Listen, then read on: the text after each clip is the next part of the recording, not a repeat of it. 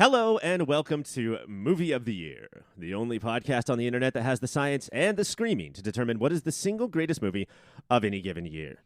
Right now, we're doing 2002, but I won't be the last to tell you that '02 is going to go on a break for a while, and we're going to talk about other stuff, mostly focusing on 2022. My name is Ryan, and I will be your host for today. With me, as always, is the host of the '02 season. I can't believe we got him. It's Mike Gravano.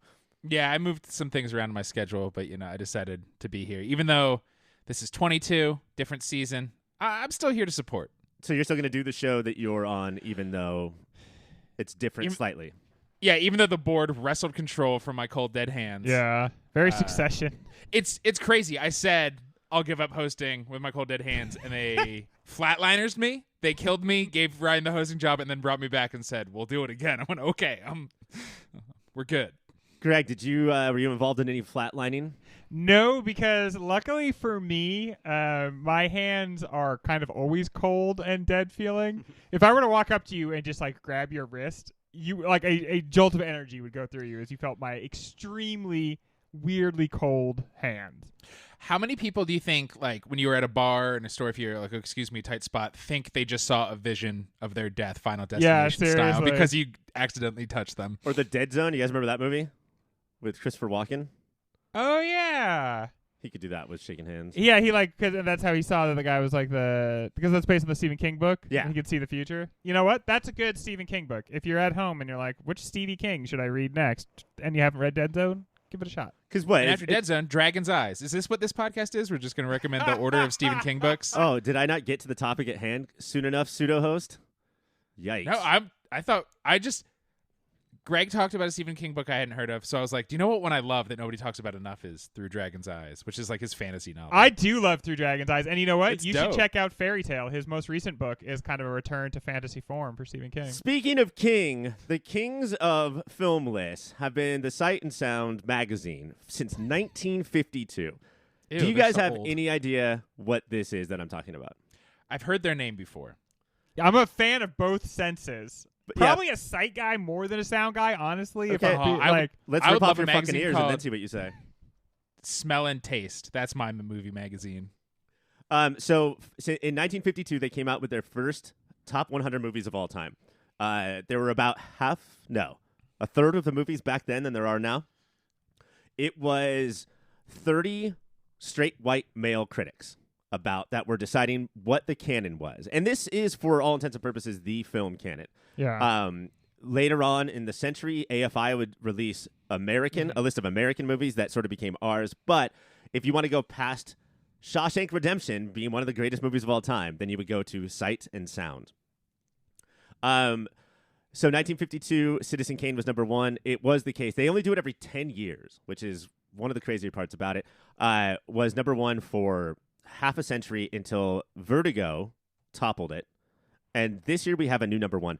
In the meantime, over the last 5 years or so, the three of us have decided the greatest movie of, do you guys know how many given years? 18? Oh, I was going to say 11. It's 15, guys. Good Hey, job. we're both wrong. Bookending it. I will always be the little bear to your mama and papa bears. So, yes, that is the correct porridge, and it's about 15 years, not always in the same way. Sometimes we would do one show for an entire year at the end of the year, like we're doing this year with 2022. Or we would spend 6 months on trying to figure out what it is. More recently, this year, for Sight and Sound, they decided to make some changes. You guys have maybe heard of these changes in other groups, like the Golden Globes, admitting there was not a single person of color in the entire voting body. Oh, whoops. Well, it's a global Our institute, bad. and I don't know if there's many people of color around the globe. Did anybody even realize? Oh, my gosh. How silly that Total, we did that. total accident. It's so I'm weird sorry. how that could happen randomly. They took a year off because they were canceled. Whoopsies. Literally, like NBC said, we're not doing your show anymore. They're back this year with a much larger body. The Academy, which does not have a great record for people of color, women, What the Academy likes to do is make jokes about it. They get Doogie Howser to make jokes about it, and then don't change anything ever. I think about 3 or 4 years ago, they almost doubled the size of the Academy, and it was all people who were basically not straight white males. And it changed the Nice. voting a little bit. Sight and Sound finally did this, and so it jumped it probably doubled in size to a lot of people who were not cigarette smoking, coffee drinking, dirty French people, but instead people from all shapes and sizes and walks of the earth. And the list dramatically changed. And some people do have a problem with this. So we have. I wonder what do you think? What do you think are the dynamic, the features of those people? What kind of people do you think those are? Let's see. What are their features? I bet they are kind of a little bit older, white, male. The people who have a problem. Yeah, those Yes, are the ones. Yes. Those are the ones who developed a little bit of a problem with the new way of doing things. What's crazy, Greg, is that you're sort of saying like it might have been some of those people, but in fact definitely was all of those people. Every single one of them. It's the same amount of people. There's like a big Venn diagram that is a circle of people who are like, did Weinstein do anything wrong? It's the same guys. This is a group of people who simply are just asking questions, everybody. Look, are you not allowed to ask questions anymore? I love every Woody Allen movie before he was accused and after. I love them all equally. But the part during his being accused? Vicky Cristina Real Barcelona? rough Get out of slump. here. So I think it's an interesting topic, if not clearly one-sided, about can the canon change this dramatically over the 1 year? Without a podcast. Does that sort of ruin what the canon is now that we have a new number one? We have almost infinitely more films directed by people of color and women in the top 100 than we had previously. Is it okay for these movies just to become canon? Yeah, I think we need to go Crisis of Infinite Earth style. There was one canon that people said for every art, every medium. There's actually numerous canons. There's always been amazing works of art by women and people of color, right? By non-straight white men. And now we're changing how we view the quote unquote main canon. Right. So If you change the people who are deciding what the canon is, it's because you want to explore the voiceless a little bit. And when you join the voice of the voiceless to the voice of everybody who has been part of it, it's going to dramatically change what happens. I think when you change the group of people deciding, you are changing the canon, and that's just how it's going to be. And if you have a problem, going to be good and interesting. Yeah, I mean, interesting is the only, and like debatable and conversation starting is the only point of these lists. Right? So let's get that out of the way. I can't even remember the name of the movie that got number one, but I saw like 18 people on Twitter be like, "I've never heard of that movie," and then the next tweet, "Okay, I'm watching that movie," and then the last tweet, "Okay, that was amazing." Yeah. All right, so like, you follow better people than I do because so many people are like, "I've never heard of it," and I refuse, which is. You truly love film if you don't want to explore things you haven't heard of before. The best movie ever made? No, thank you. And the third group that you guys are not mentioning is the people who say, I have seen it, it's fine, this is more woke bullshit. You know, like this very artistic, artsy-fartsy, up its own butt list of things that only artsy-fartsy people care about is too woke. Like, that's really the issue. Like, these people should have had votes forever. If I'm going to ever take anything someone says seriously and they use the word woke to me, I need them to spend a long time defining it. Like what exactly are we talking about? Because it's like this catch-all phrase at this point, and it just means anything that the speaker doesn't like at that moment. But like, you have to defend your position. You can't just say woke at me. You have to say exactly what you mean by it, because I really want to know what are these woke ideologies that people suddenly find themselves so against.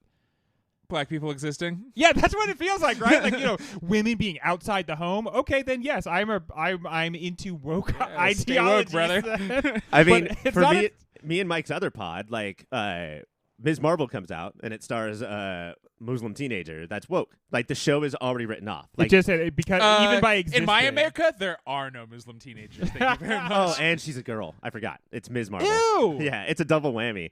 And they're saying she's not a terrorist? Read a history book. How do you... So we think that it was probably good to involve non-straight, non-white, not males in the list, right? That's where we're landing? Yes, which is why we try to do it on this podcast whenever we can.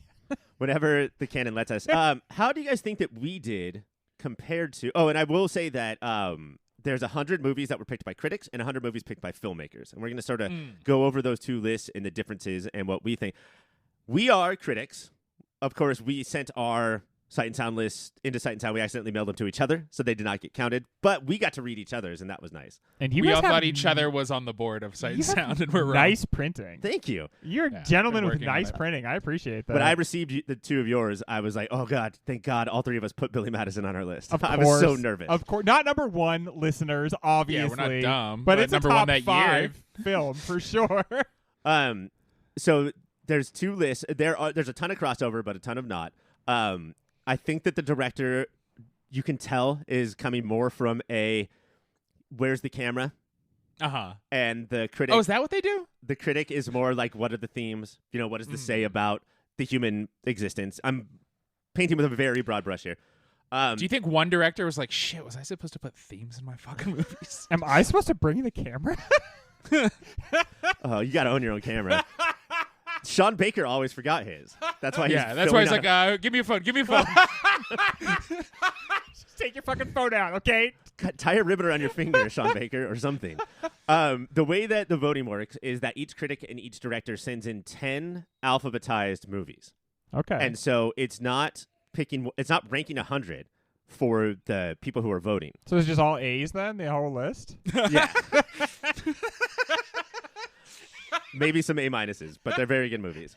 And so there's a lot of ties, and that leads to a lot of change, because from the top 10s I had seen from the critics and the filmmakers, it looked like, for the most part, they were like, I'm going to do 5 or 6 canon movies, and I'm going to do 4 or 5 off the wall. This is just for me. Some are for you, Right. some are for me. And so that's what happens, is that if there's enough people who pick the same for me movies, then it gets into the canon. Right. That's just how it works. So it's not a complete turnover upside down. Everything's different. It's just that there are new movies. How do you go ahead, Mike? Didn't people online, I forget what director, some director like Ryan Johnson, Colin Trevorrow, a younger director, a younger 45, 50-year-old Here, slip of a lad. did one that is so canon, and people are like, what a hack. Yeah. So you can't please these folks. No, I mean, don't look at comments, I think, is always the point. Don't read the comments. How do you guys think that we did in choosing our movie of the years compared to Sight and Sound? Flawless. Because I have to now finally admit to you, that's the reason why we're here today. I'm guessing that we didn't do great, and here's why. Because we are very much bound by a principle that they would not be, I would think, which is that we're trying to get like the movies that make you feel like that year. And so that's going to be the popular movies. So we bring them in, and what that causes, I think, is we get 1 or 2 capital F films per season, and they're always among our favorites. But I think that we're often, year by year, missing like 10 of those really good movies because they weren't as much part of the cultural conversation at the time. Right. That's why, we only get to watch Come and See or Billy Madison a couple, then you have to have the shit people like. Yeah. Because that defines that year. The marquee outside of the studio says, come and see Billy Madison. And everybody's like, hell yeah, I will. Okay. A lot of people think that we did Addams Family too because we wanted to watch that. But that's not true.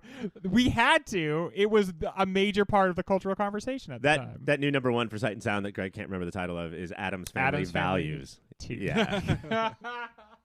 All right, let's take a break, and we're going to dive in to what Sight and Sound thinks of our rankings and what our rankings think of Sight and Sound. Hey guys, thank you so much for listening so far. And let me just tell you that everything ahead of this commercial is much better than what came before it.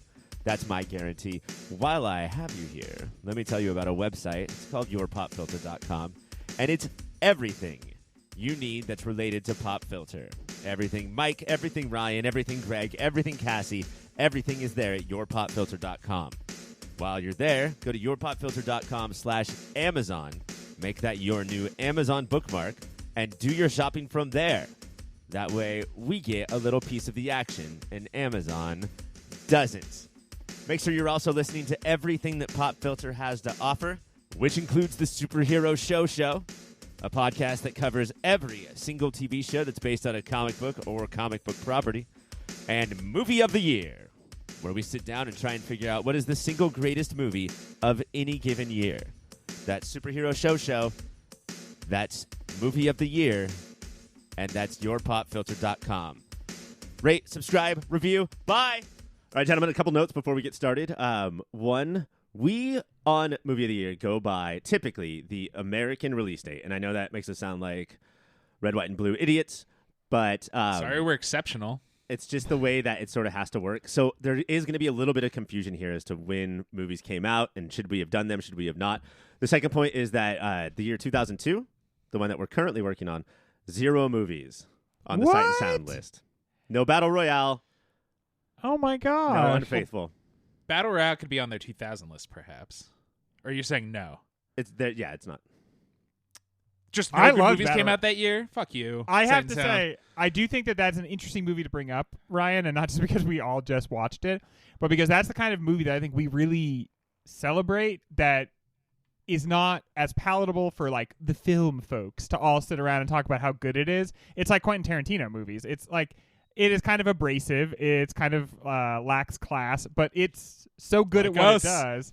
And it really so I think that's a good choice. Like I would expect that movie to be on that list. But If Sight and Sound has a problem with Battle Royale, can I just recommend a recent episode of Movie of the Year featuring Mike and Greg about what a deep, complex, wonderful movie that is. yeah, right? Yeah. Because you can find that kind of stuff in things that are not like highbrow. And that's what's nice about Battle Royale. What I do like about Battle Royale is the stinky drink their wine with their pinkies out film people are going to hate it. And then also the bros who just want to watch Yeah.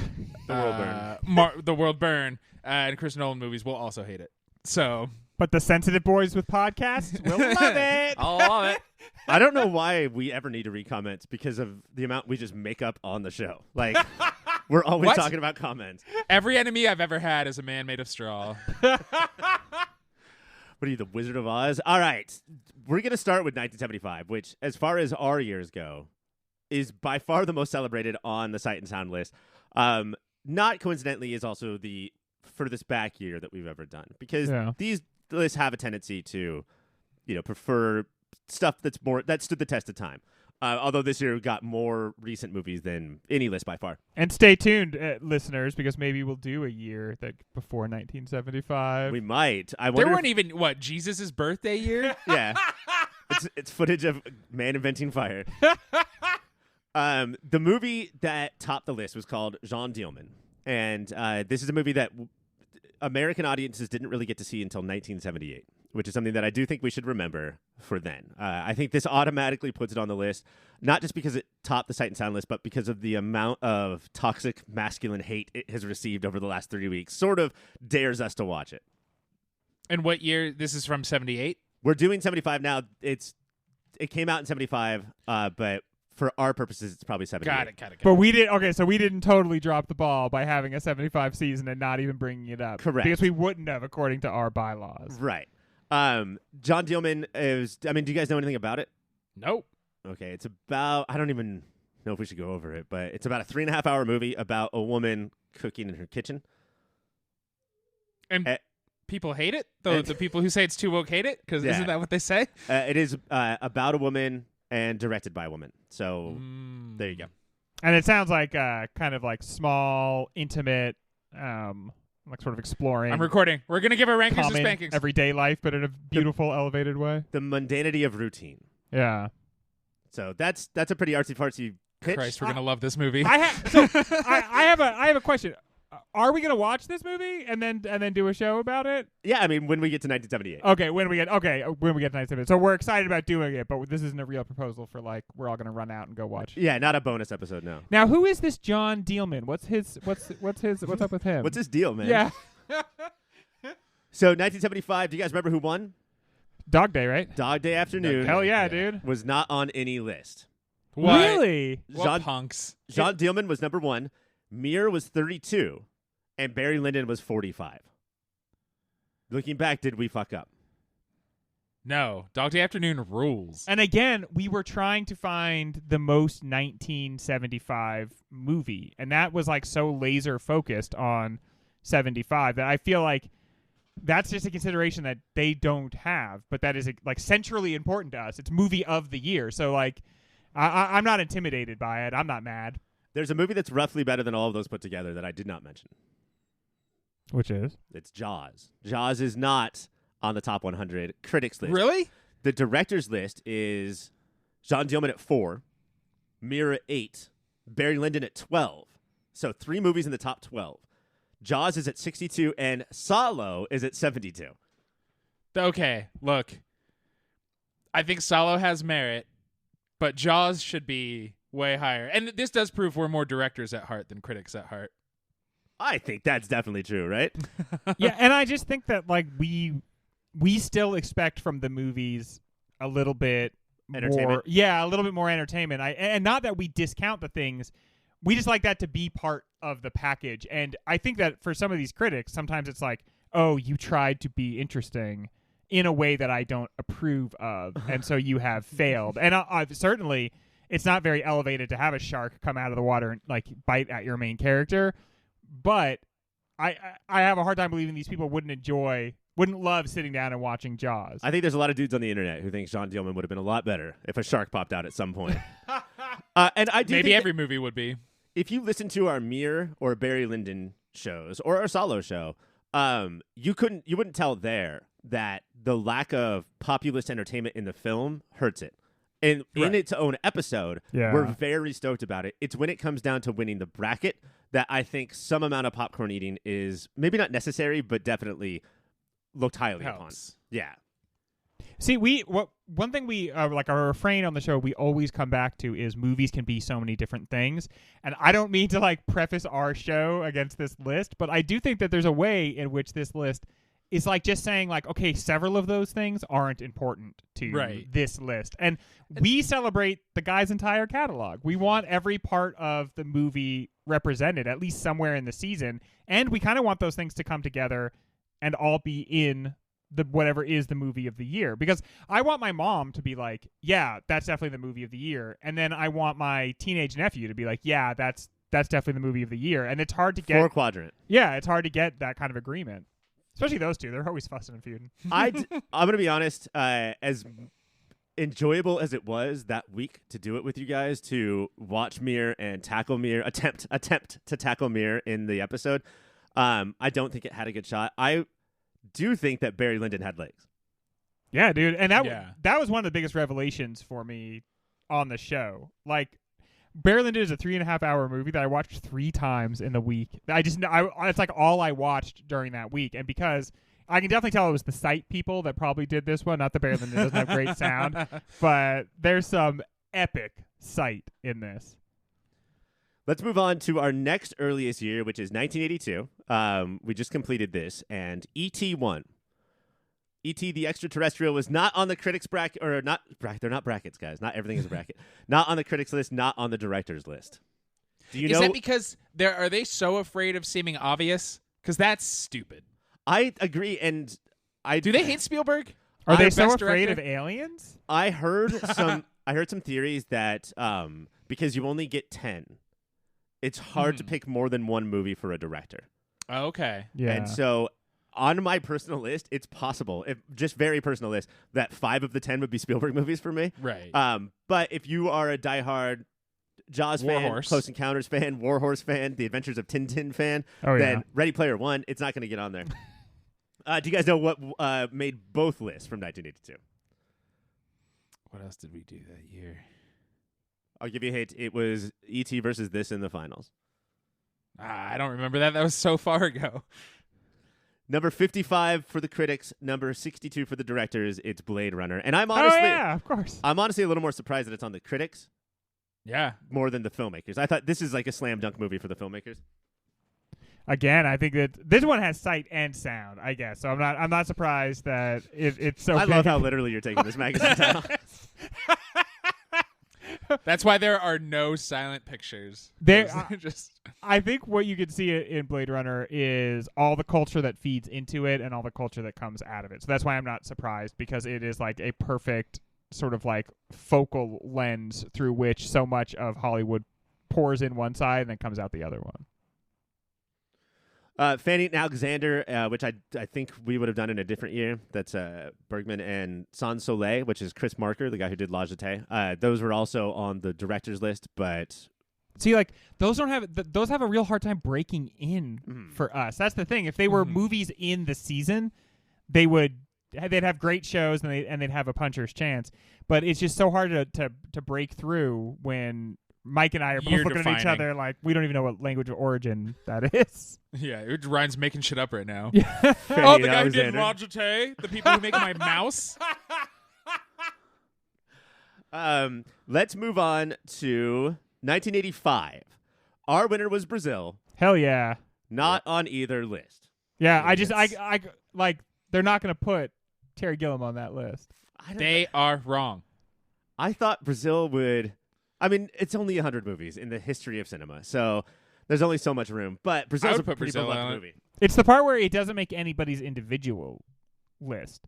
Like I'm surprised Brazil couldn't break through on anybody's list. Mm-hmm. The winner, or the only movie that was on both the critics and the directors, and we may have talked about this in our 1985 intro, is Shoah, which is a, I believe, 16-hour documentary about the Holocaust. Not a movie. Doesn't count. It's a miniseries. It's not even a movie. Yeah. Wait, are you denying the existence of Shoah? I am. Just a couple steps back here, Mike. Stand. Take behind another it. I'm take gonna another run at this. dig in my heels. On the director's list, tied at 41, were two 1985 movies. Vagabond, which is directed by Agnes Varda, a movie I've recently watched, so that proves You're better that's than us. existence. And Come and See did make the director's list. Hell yeah, it did. But not the critics list. No. I don't understand these creatures. Yeah, that's surprising to me too. I mean, it had sight. It had the sound. I remember it had both of those. Remember the sound of the bullets hitting the cow flesh? Come on. I think, Mike, if we give Drop Pad a drop that has Greg's A and it had Sight It Out Sound, we could stop Greg's paychecks. Just use that drop. Is this AI replacing a job? Okay, so let's go on to 1988. 1988's winner was Die Hard. Do you guys know where that placed on either of Oh these lists? man, Probably only on the critics, not on I'm any guessing directors. they both denied that it exists. Yes, they both denied the existence of Die Hard. That's like, I think that's almost too populist for us. I Yes. wouldn't retract it, but Yeah. It's surprising though. Well, I believe it, and I believe in us, but our tongues were pretty firmly in our cheeks. It's more As we- about the like it's more we were about the snickering. 88 season, I think. Yeah. It's more about that season. Like those were all blockbuster movies. So there just was not like there was no sleepy art house film to really take it away. But yeah, if somebody had said what movie for sure that one is not on these lists, I would be like, oh, Die Hard. the other two movies that were nominated is, and Mike, this probably does not count for you. It's number 87 was History to Cinema, which is Godard's documentary about cinema up to that point. How The long fact- is it? I think it's like 6 hours. Too Not a movie. long. Not a movie. This surprised. I've never seen this, but for this just like clip show to be so highly regarded, I guess I should watch it before I talk Yeah. shit. But Go dart yourself a favor and watch it. thank you for that. And number 74 was My Neighbor Totoro, Yeah. Hell yeah. which Wait, was in our from season 88? 88. That's how old that movie is. That's crazy. That movie is timeless. It's so good. I think Totoro had legs. Yeah. Maybe and, not as and Beefy pause. ones. Maybe not as much as that was good, guys. Not as much as other Miyazaki's in our season. You know, like I think Spirited Away probably came close. Gosh, yeah. Mm. And then we did Mononoke. He's like sort of anytime he's got a movie and we're starting a season, it's just in, right? Yes. Yeah, for sure. More than any other director, I think. But Spirited Away, like that was the one that I thought that had a real chance. Let's do one more before we take a break because I think this one's pretty interesting. Next year, chronologically, is 1991. Our winner, The Silence of the Lambs, did basically sweep the Oscars, but was not put on either of the Sight and Sound lists. I'm not surprised. Are Some of the they sights in anti- that were really bad. Gruesome. Yeah. Are they, do you think, so anti... each group of these people, are they anti the Oscars? So they're like, well, we're not going to do any Best Picture. Honestly, I think that they treat the Oscars like you treat the MTV Movie and TV Awards. Like, Best Kiss. barely even know that it's on.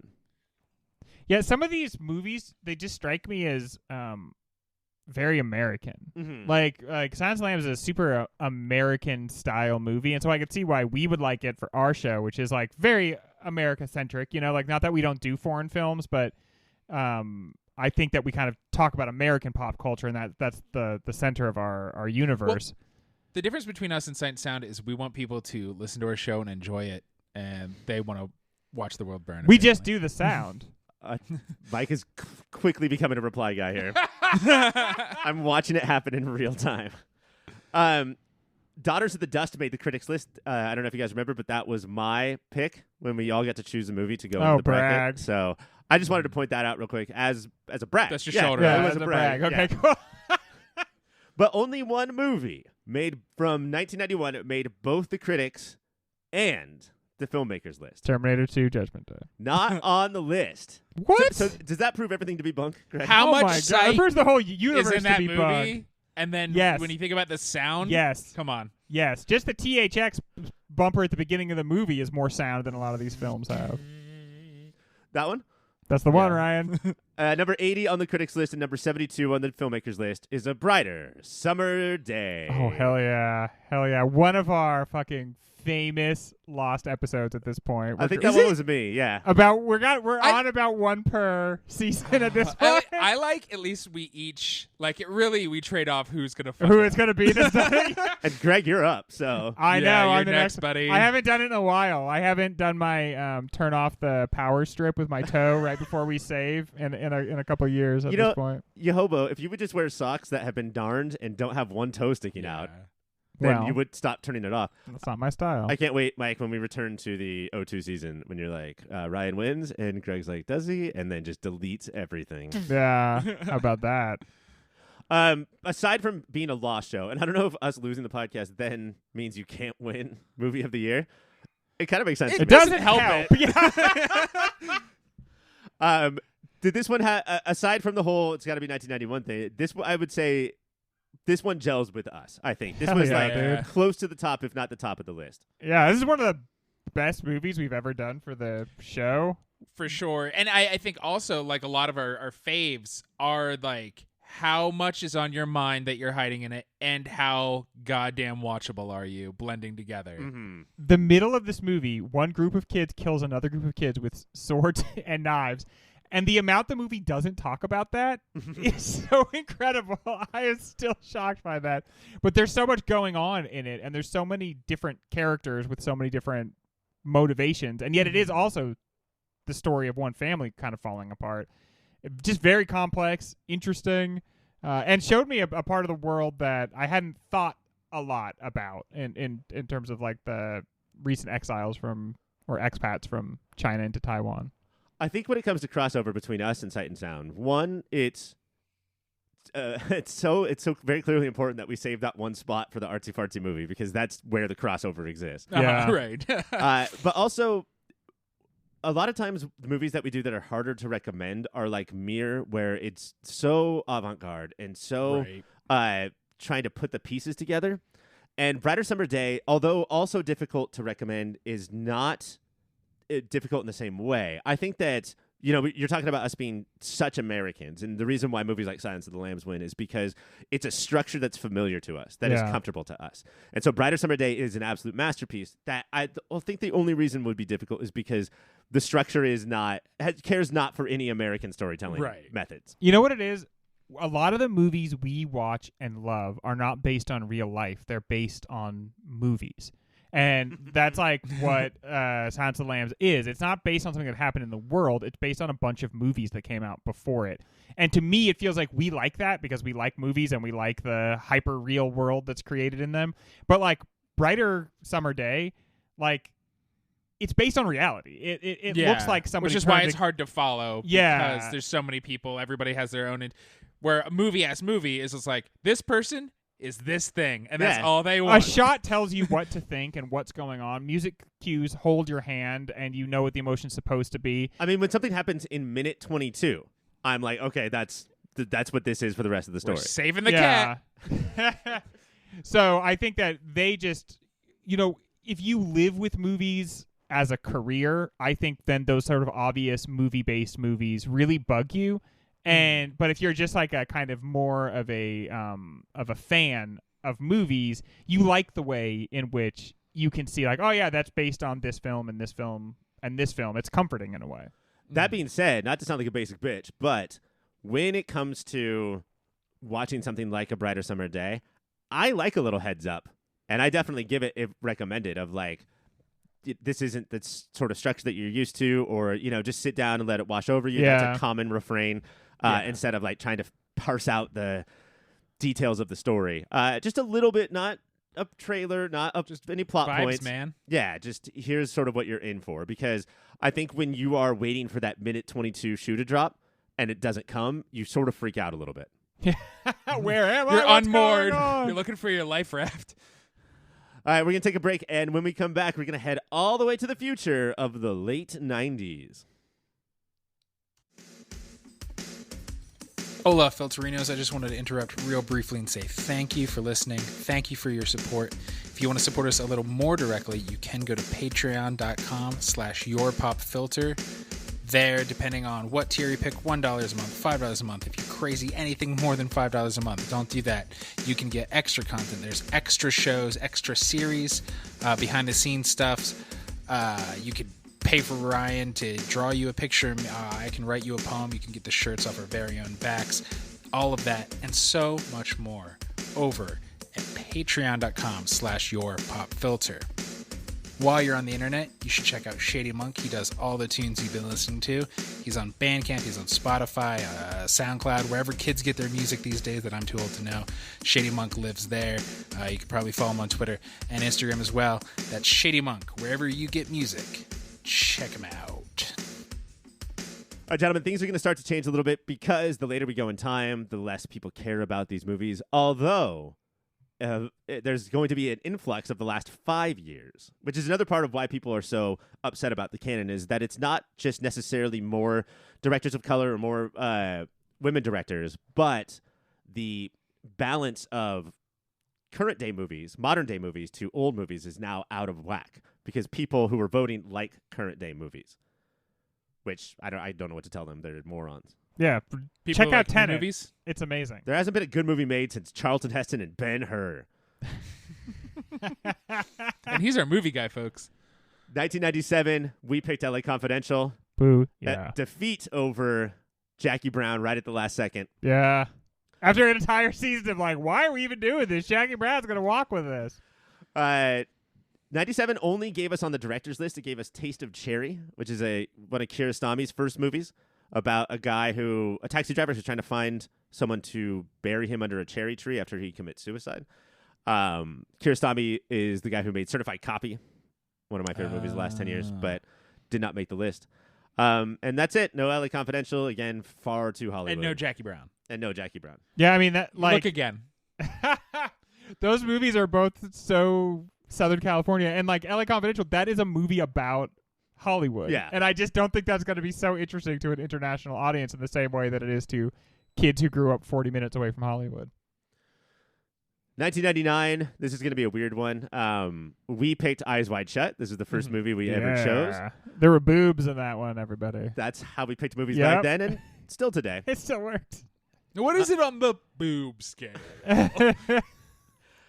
So on the Sight and Sound list, number 7, going from I think off the list to number 7, is a film directed by a woman. It's called Beau Travail, and it's directed by Claire Denis.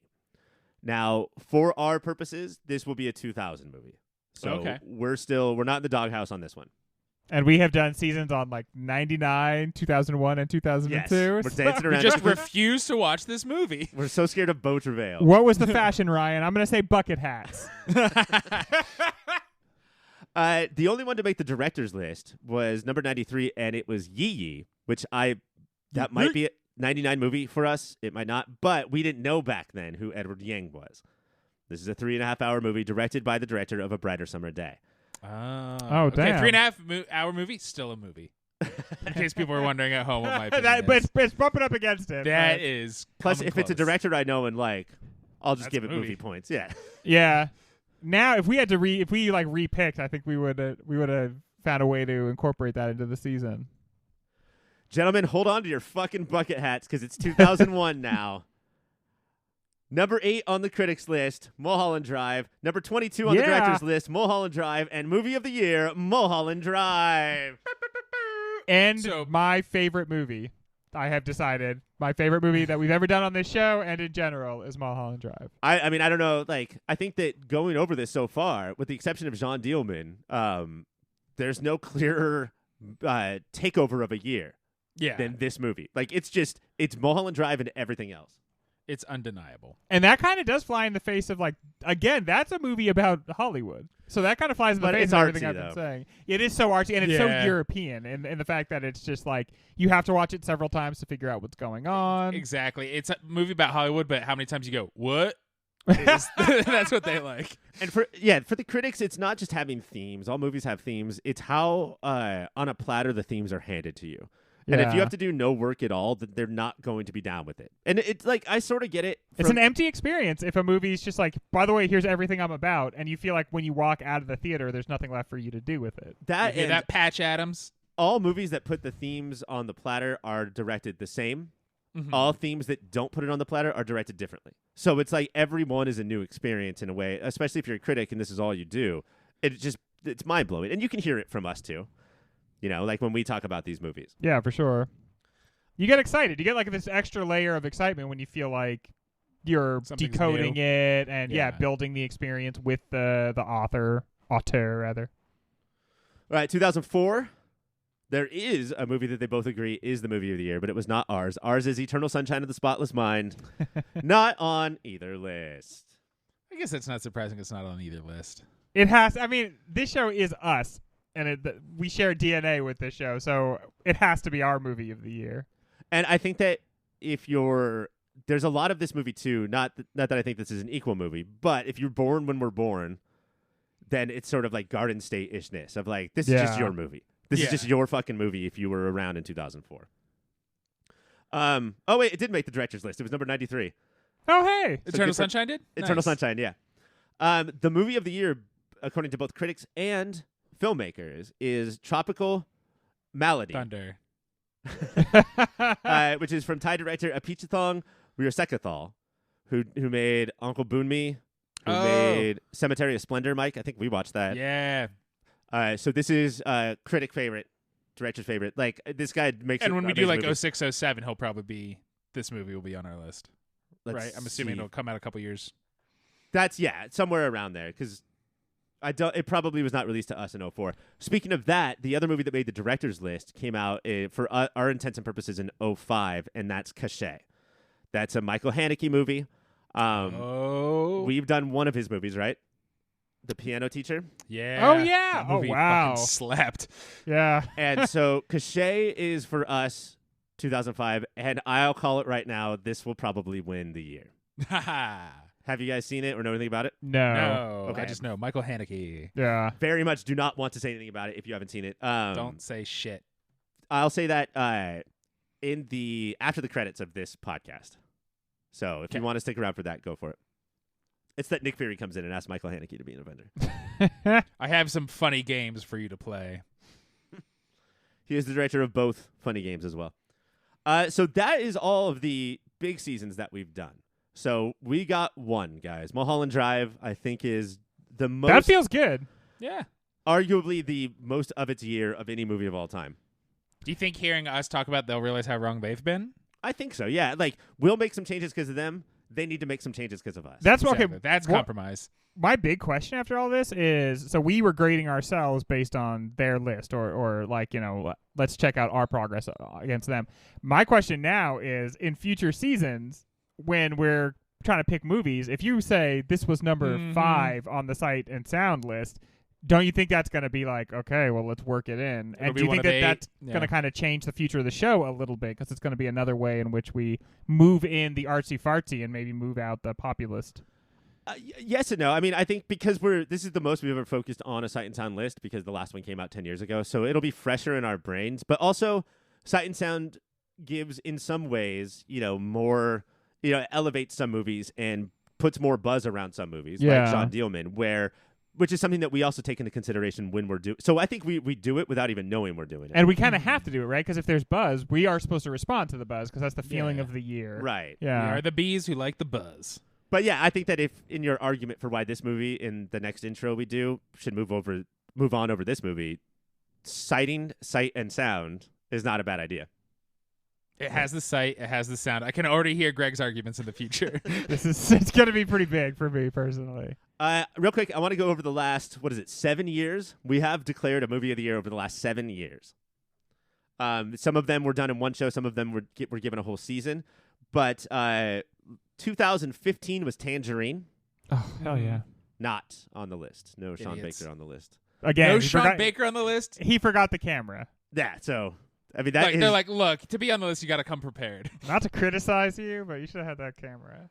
That's no sound, or that's no sight if there's Yeah. no camera. 2016, Moonlight was our movie of the year. Moonlight is number 60 on the Sight and Sound list. Good for All us. right. Good for Critics or them. directors, or is that amalgamated? Yeah, I don't remember. The Amalgaverse. 2017 was The Florida Project. We love Sean Baker. Not on the list, right? Not on the- You said no Sean Baker's. Right? Not on the list, but number 100 was from 2017, and that's Get Out. The Florida Project beat Get Out. I could see it based on how their list is formed. That makes sense to me. 2018, we picked Roma as movie of the year. Hell yeah, dude! I stand behind that one. Not on their list. That's wrong. Chumps. 2019 got 2 movies on the Sight and Sound list, which is like this has never happened before. One, because last time 2019 wasn't a year yet. Yeah, but, like, right. That'd be crazy. anything this recent is never on the list. But the 2 movies were Portrait of a Lady and our pick for 2019 movie of the year, Parasite. I'd stand That behind makes both of those. sense. Yeah. Good choices. No 2020 or 2021 movies on the list for What about 2020. 2022? No 2022 movies yet. What about 2023? They don't actually do the future years, Mike. Oh. Just the past years. I'm surprised they didn't make an exception for Avatar 2, Way of Water. The Way of Water. The Way of the Water. Mike, what's that movie title? Avatar 2 Way of the Water. Oh, okay. Thought you usually say that last word differently because of where you're born. Oh. Well, I'm trying to be cultural appropriate for Pandora. There's no Philadelphia in Pandora. The Way of the Water. The Way of the Water Ice. 2020, we gave the best picture to First Cow, and 2021, we gave the best picture to Drive My Car. And those have a chance, they do not, to be on the list in a decade. Not even Drive My Car? Not even First Cow? Those are the options, guys. I would be surprised. Just because, look, you can say every movie isn't going to make it because you're only going to be wrong 100 times. Oh, Yeah. yeah. So, yeah, I mean, maybe we'll do better. But also, fuck you, Sight and Sound. What the fuck do you know? Sight and Sound should do better. Why don't you get some contact lenses and hearing aids for your sight and your sound next time you do a list? Yeah. I thought that was like a Greg-like joke. I thought I would get I liked uproarious laughter, but I guess not. That one was. Your follow-up did, though. Congratulations to Mulholland Drive. Congratulations to us. I think this is going to basically kickstart a long break from O2. Maybe we'll drop in with a couple of O2 shows all about oxygen throughout the next couple months. But, guys, it is time for 2022. Yeah. Are The you year ready that for matters. this? I've been listening to albums. I've been watching shows. From both 2022? comedic and oh shit. Come on, Greg. We do this every year. Oh man. I've been They're all- deep diving to 2017. Is that wrong? Yeah. What a weird random year to do. Of all the years, Mike. I'm still writing Office season 4 on all my checks.